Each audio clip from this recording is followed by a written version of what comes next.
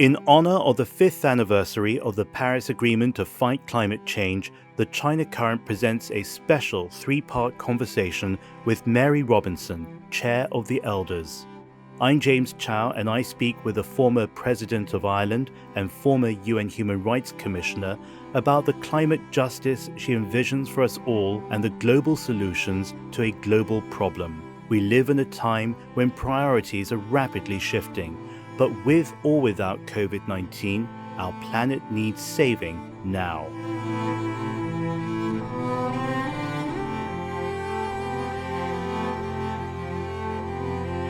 Mary Robinson, welcome to the China Current. The Elders, of which you are the chair, have called on world leaders to strengthen, defend, and realize the beautiful potential of the multilateral system, but also to put an end to the crisis that we now face in climate change, in nuclear conflict, and also, of course, COVID-19. Thank you, James. It's great to see you again. And I think on climate change, defending the multilateral system means that governments have to demonstrate that they fully back the Paris Climate Agreement and align with it.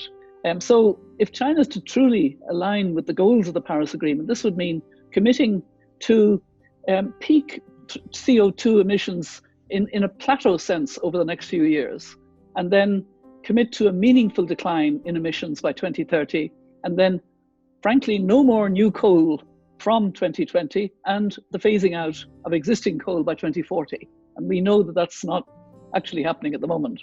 China has quite a coal overcapacity, so there's a danger there of stranded assets in the future.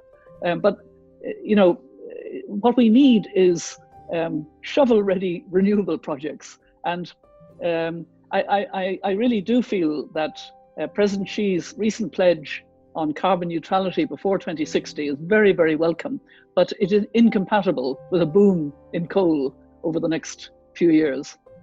And therefore, there has to be a shift to renewable energy. You've used your life to speak compellingly about the consequences of inaction on climate change. How's that going to change, if at all, now that we have COVID-19 and the global agenda has shifted because of that? Yes, COVID-19 has been a terrible tragedy for millions of people around the world, young and old.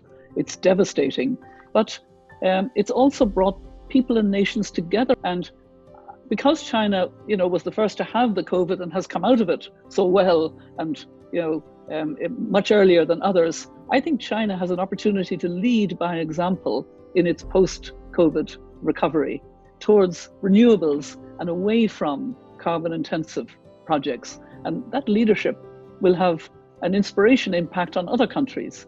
I was in Japan about a year ago, and I think in about October last year, and there was no sign of Japan moving against coal.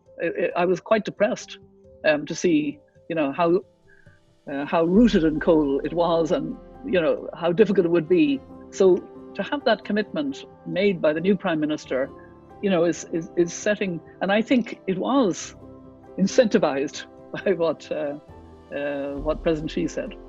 President Xi's commitment that surprised everyone at UNGA. I don't think anybody knew he was going to do that, and it kind of lifted people. Yes. You know China very well. You've worked with and for its people over many years and in your different capacities.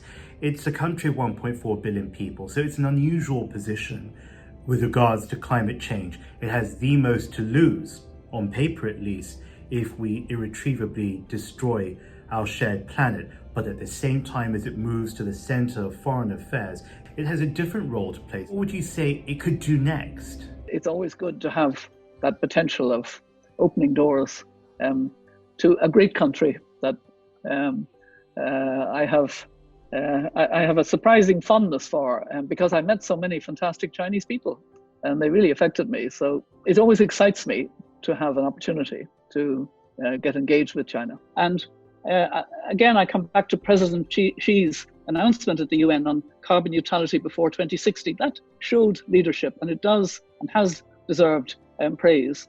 We now need China to follow up on its pledge to announce a more ambitious nationally determined contribution I also understand that China's preparing its 14th five-year plan. That'll be from 2021 to 25. And the hope is this will follow a really good leadership green development path.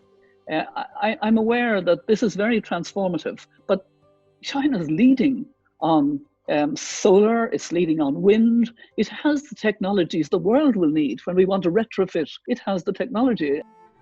Join us on the China Current for this three-part video with Mary Robinson on consigning fossil fuels to history and ensuring that the commitments made under the Paris Agreement are achieved by all, for all. You can also hear the whole conversation on the China Current on your preferred podcast provider. I'm James Chow. Thank you.